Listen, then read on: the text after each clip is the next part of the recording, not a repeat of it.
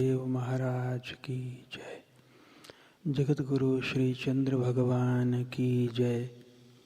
सच्चिदानंद भगवान की जय। सभी को सप्रेम Hariom.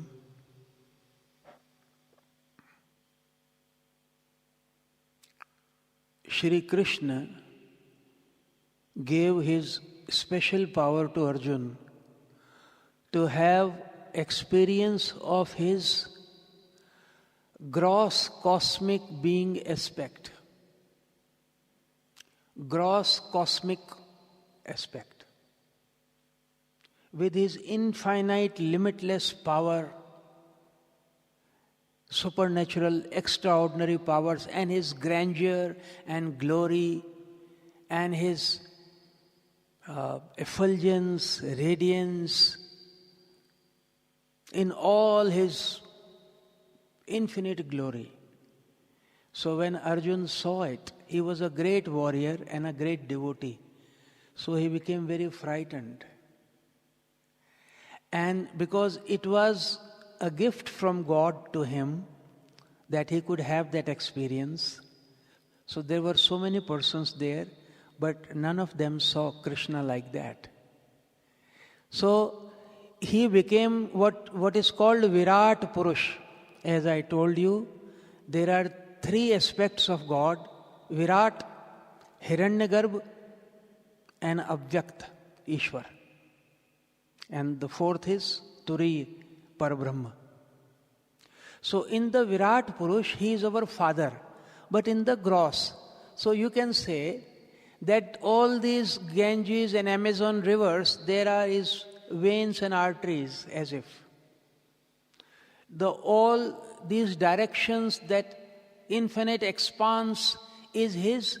Actually, this is given in one of the hymns, that this is your stomach, the directions are your arms, sun is your eyes, moon is your heart. So there is a grand description. So when Arjuna saw it, he was so much overwhelmed with that experience. So he exclaimed that, "Oh great seer," he addresses Virat Purush as Mahatma, as a sage.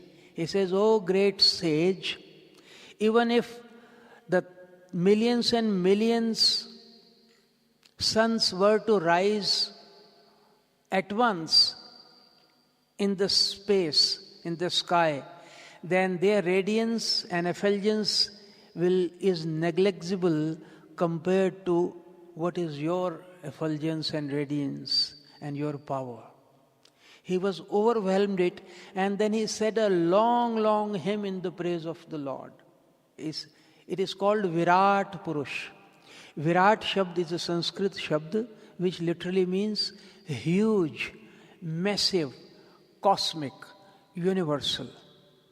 So Virat Purush means the gross universal being. We all are like the cells of the Virat Purush. As there are trillions of cells in our body, so there are we all are cells in the cosmic divine gross body of God. We all are included within him. As in a big ship on the ocean, the cruise, there are playgrounds,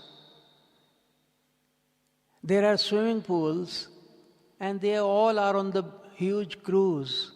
Likewise, we all are running within the body of the cosmic being, our Father. His body is our playground. We evolve he has the age of trillions of years. So all our journey from lives to lives is within the cosmic body of the Virat Purush. We die in him, we are born in the body of the Virat Purush. He is an absolute subjectivity. There is no object. All are within him. He is the singular subject. He is such a mystical subject that all the objective souls are contained within him.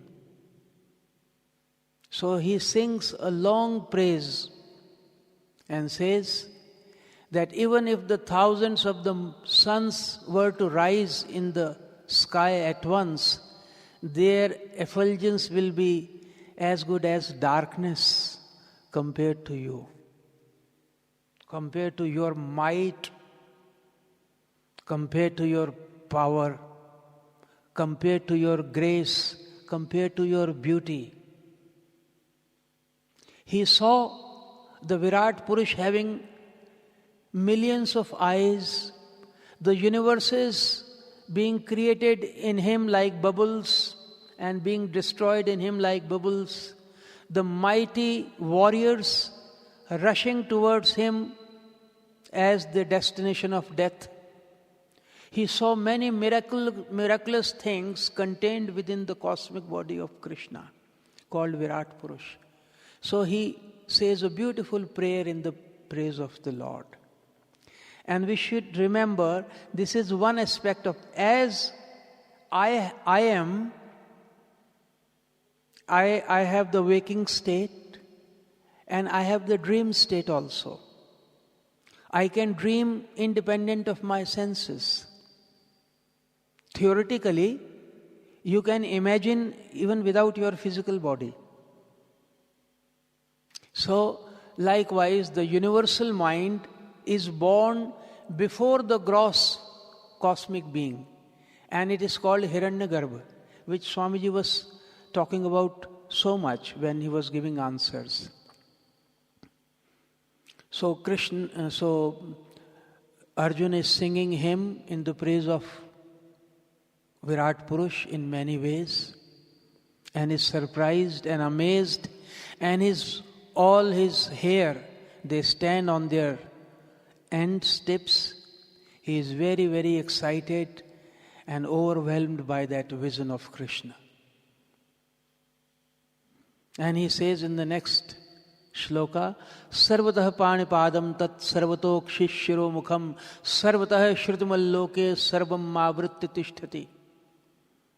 That, O great being, you have eyes everywhere.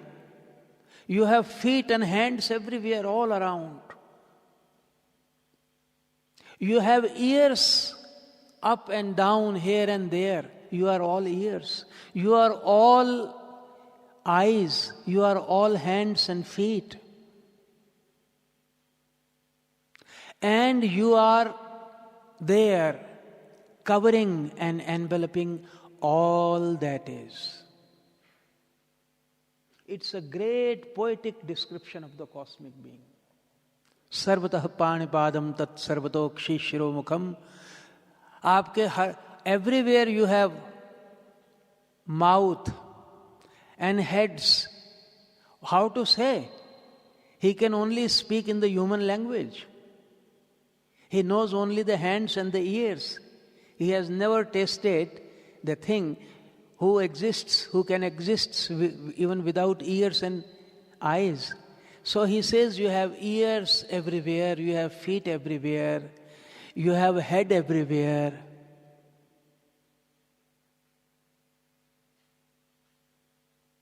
And you are there. You are stable. You are established. Or you exist there, enveloping and containing everything that exists. The literal meaning of this shloka is, he is with hands and feet everywhere. Everywhere he has the head, mouth, and the ears and eyes, because he has enveloped all that is. Then he says, Sarvendriya gunabhasam sarvendriya vivarjitam asaktam sarva bhrichaiva nirgunam gunabhoktricha. That without He has no senses, but he can hear everything. He has no eyes, but he can see everything. He has no mind, but he can read into the minds of everything. He has no feet, but he can go anywhere. He has no hand, but he can hold everything. So he says again in the greatest paradoxical bhava, Sarvendriya gunabhasam sarvendriya vivarjitam asaktam sarvabhrichaiva nirgunam gunabhoktricha. That he is without attributes, without gunas, he himself is nirguna. But he enjoys and consumes all the gunas. He is without senses, but he knows all the object which can be known through the senses. He is without attachment. He is absolutely detached, even though he brings up all the souls lovingly like Divine Mother. The worldly mothers, they don't take care of the baby without attachment. It is through the attachment that they tend their children. But God, absolutely detached and infinite motherly love he has towards the child, his children, his soul, that we all are his children. He forgives our misdeeds, mistakes, sins, and wrongdoings, lives after lives after lives. His forgiveness is unbounded. His love is superior, infinitely superior to the combined love of all the mothers of the world. He has an infinite sense of justice. No good karma or bad karma can escape his divine eyes and can go either unrewarded or unpunished. And on the another side, he forgives millions and millions, countless sins and the mistakes of the soul. When we take him as our mother, his compassion has no limits. And when we are proud of our arrogance, our ahankar, then he has an infinite sense of delivering justice to us for our karmas. This shlok is the shlok of paradox. That he is nirguna, he is beyond prakriti, he is pure purush, pure consciousness. But he is the only enjoyer of the fruit of all the karmas, because he is the essence of all the souls. So ultimately it is he who is the only enjoyer of the fruits of karmas. Without senses, he knows all. And again in the next shlok, I have taken this shlok from various chapters. They are not sequential. They have been taken according to the theme from the different chapters of the Bhagavad Gita. So now the next shloka says, Bahirantascha bhutanam macharam charamev cha sukshmatvat tad vijjeyam durastham chantake cha tat avibhaktam cha bhuteshu vibhaktam miv cha sthitam bhuta bhartricha tajjeyam grasishnu prabhavishnu cha. It is a beautiful shlok of his impersonal nature. You see how Krishna is floating between becoming a loving mother and an impersonal entity like an absolute truth. How he is floating between the two bhavas. Now he says, he is inside and he is outside. Bahirantascha bhutanam macharam charmevcha. He is present in the dead, in the inert, and he is present in the animate and inanimate both. He is there outside, he is there within. Because he is too subtle, that is why he is missed by the people. Because he is too close, That is why we miss him. Sukshmatvat tad vijjayam durastham chantake chatat. He is the farthest and he is the nearest. Our mind is not wired to grasp it. If you are here, you are not there. If you are now, you are not then. If you are this, you are not that. You are defined, you are limited. You are not paradox, you are logical. You are comprehensible, you are graspable. Not so, this shloka says. Let me see what the literal translation says. This is again from the 13th chapter, and it says, and not only that, when he is here and only there, for example, this mobile phone it is here and it is there also. But here is only one part and there is only another part of it. The head is here, the tail is here. But he says the God is completely present here and completely present there. He has no divisions. He is not partially present here and partially present there. He is wholly, completely present at every place.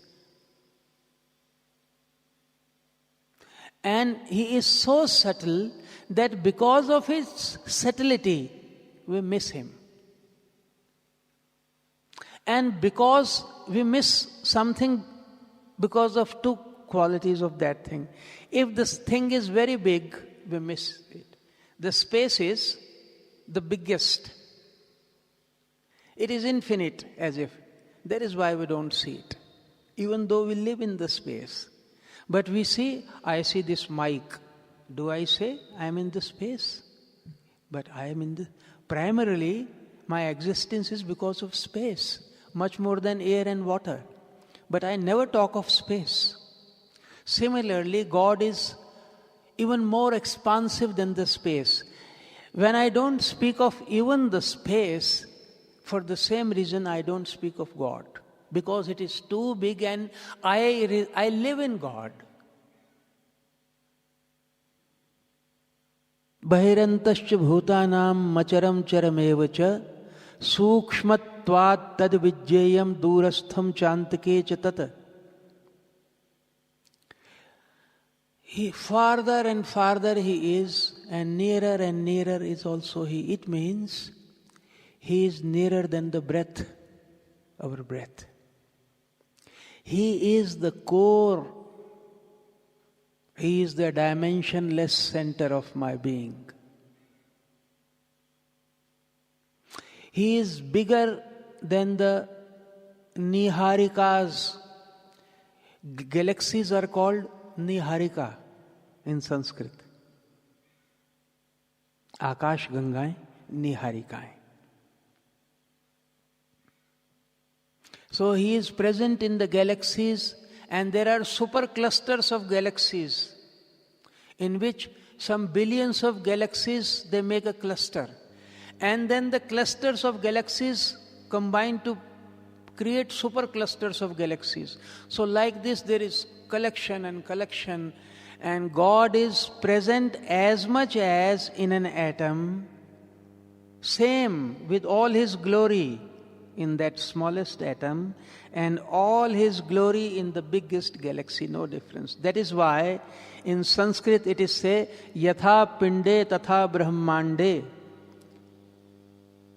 It means the truth, as the truth is in the whole universe, so is the truth in his same glory and power in the atom, in the smallest. As is in the biggest, so is in the smallest. The point is that he is not partially present in the smallest. He is not more in the bigger and lesser in the smaller, if I could say. I don't know if I am able to communicate or not.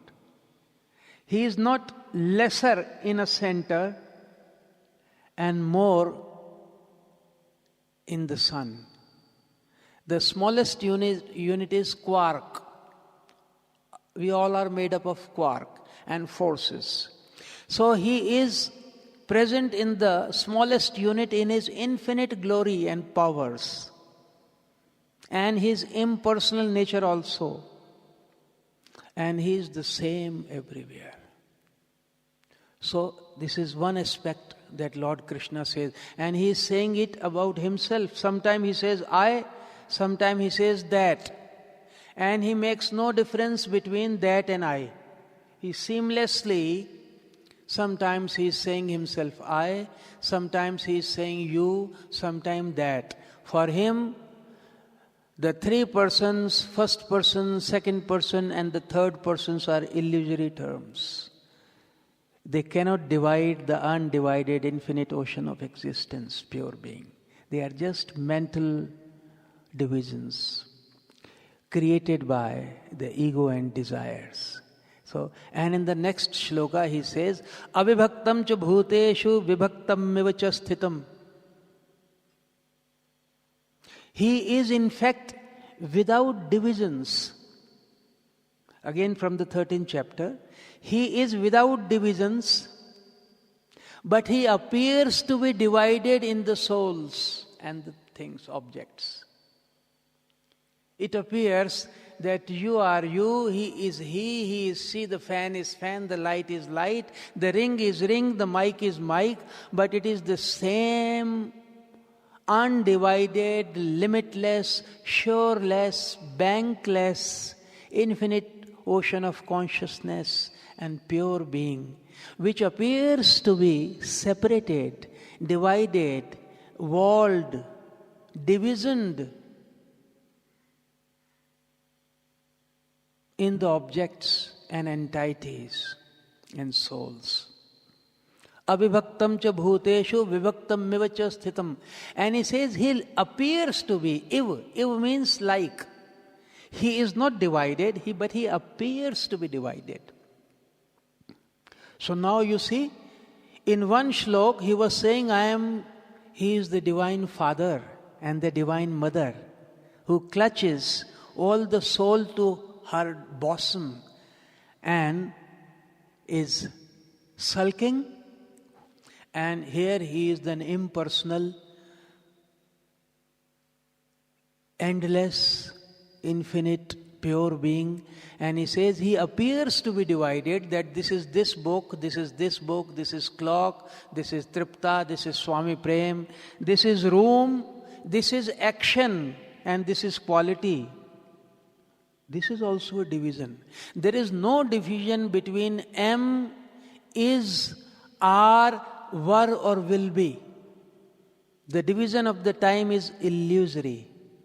The division of the space is illusory. The division of the individualities and the personality is an illusion. And there is one seamless, undivided existence appearing to be divided in the infinite variety and the diversity that we see. Avibhaktam cha bhuteshu vibhaktam miva cha sthitam. Bhuta bhartricha tajyeyam grasishnu prabhu vishnu cha. He is the provider and the sustainer of all the beings. And he is the worthy to be realized. The second part of the shloka says, he is the worthy to be realized. You have to make him that as an object of your realization. He alone is fit to be the goal of your life.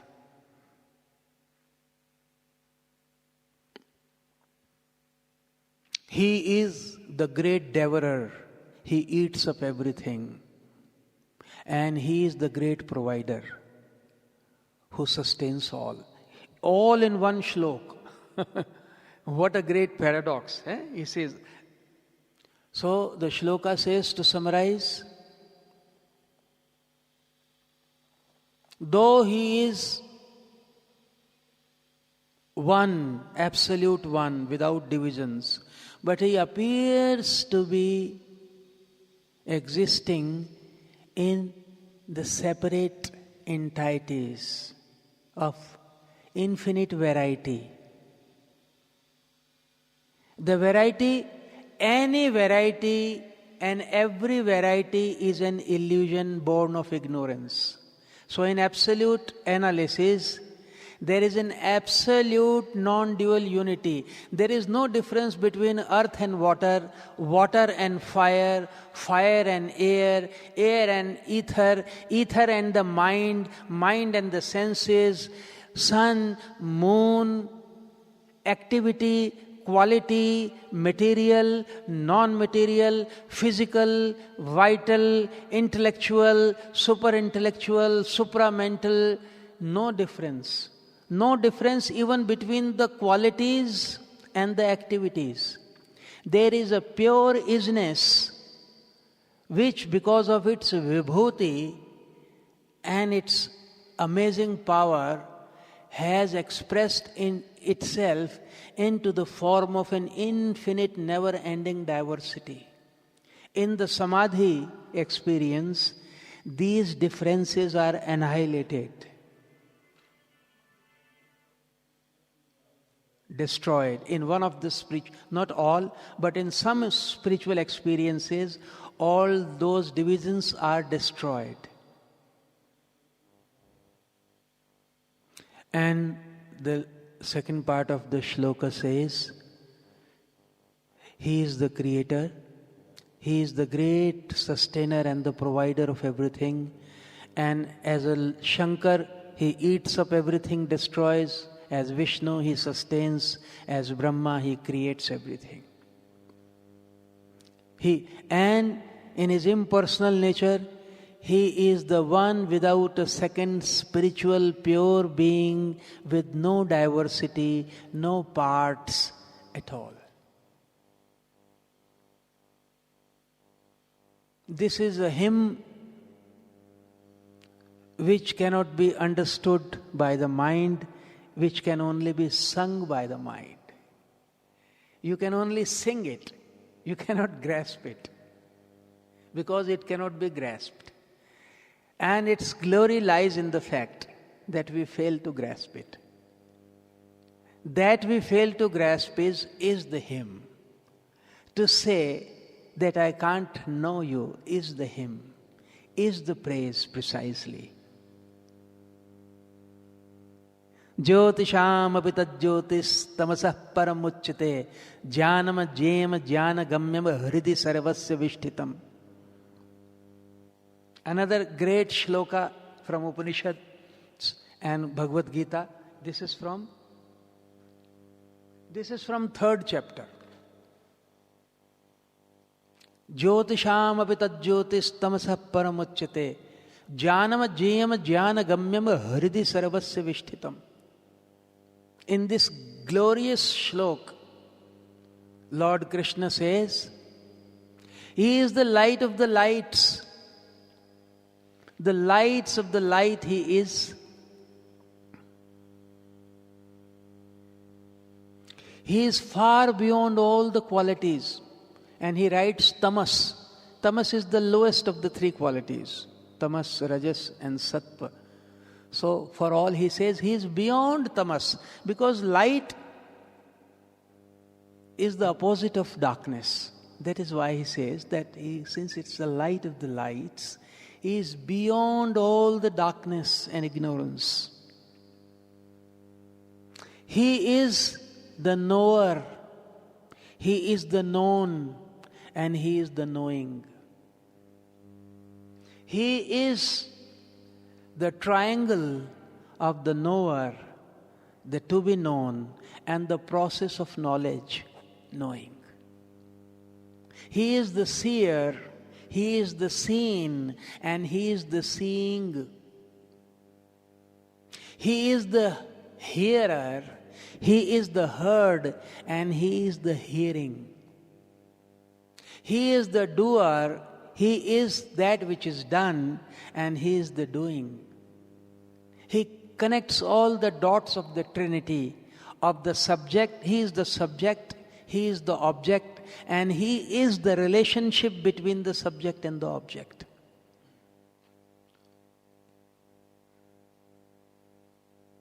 And He is seated within the heart of every being.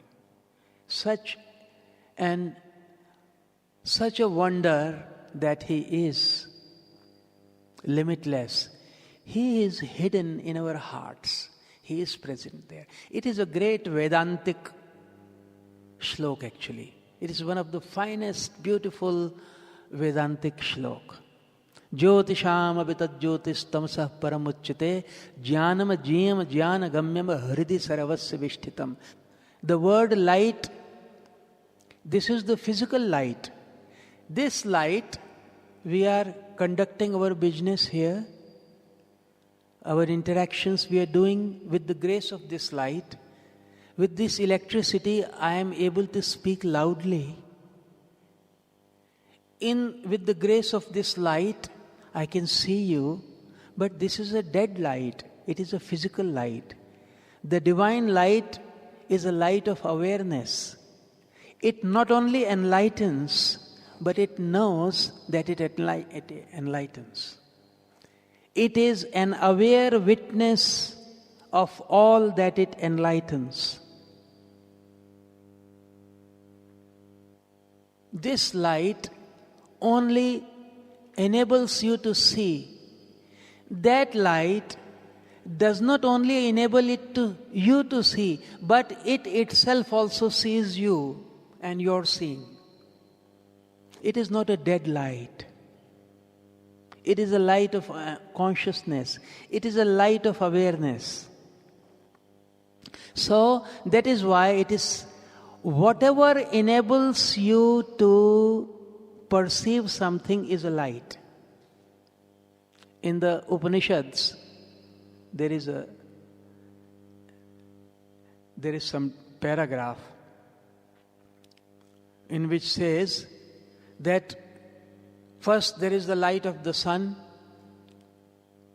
In the night, how do you see? When there is no sunlight, then you see with the moonlight. When there is no moonlight, then what you see?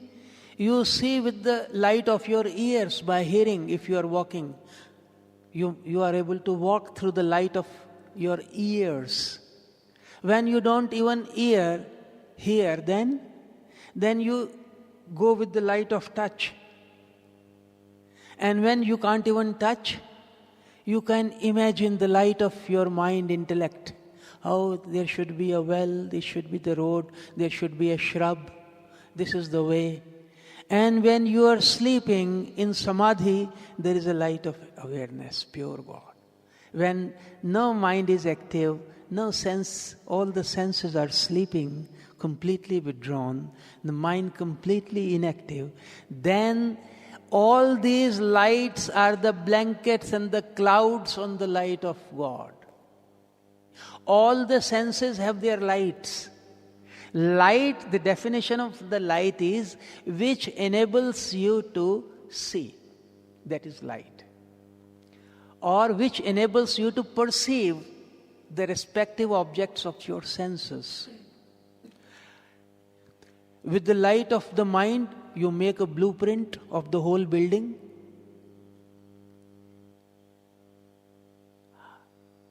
All the discoveries are done by the light of the mind, intellect, logical mind. So, all those lights are borrowed from the light of consciousness, awareness. All these lights are the dark shadows from the absolute light of Atma. All these lights are pure darkness compared to the light of Atma. Jyotisham avitat jyotis tamasah paramuchyate jnanam jyam jnana gamyam hridi saravasya vishtitam. He compacted so much as if it is a Big Bang.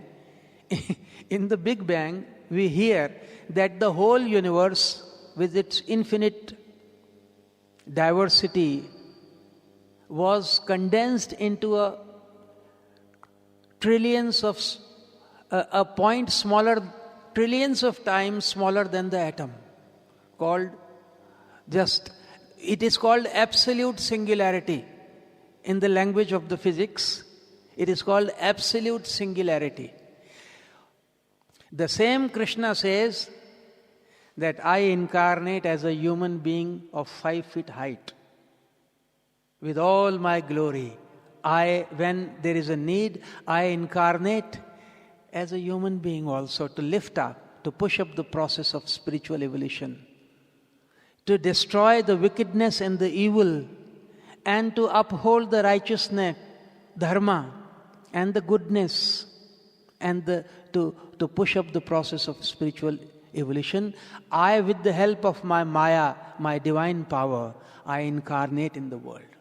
Same God who says that the whole, whose glory cannot be contained by million suns, the effulgence of the thousands of suns is darkness before whom that absolute principle incarnates as a human being to enable the devotees to love him in person, to give them the joy of divine relationship. बोलिए सद्गुरुदेव महाराज की जय। जगत गुरु श्री चंद्र भगवान की जय। सच्चिदानंद भगवान की जय।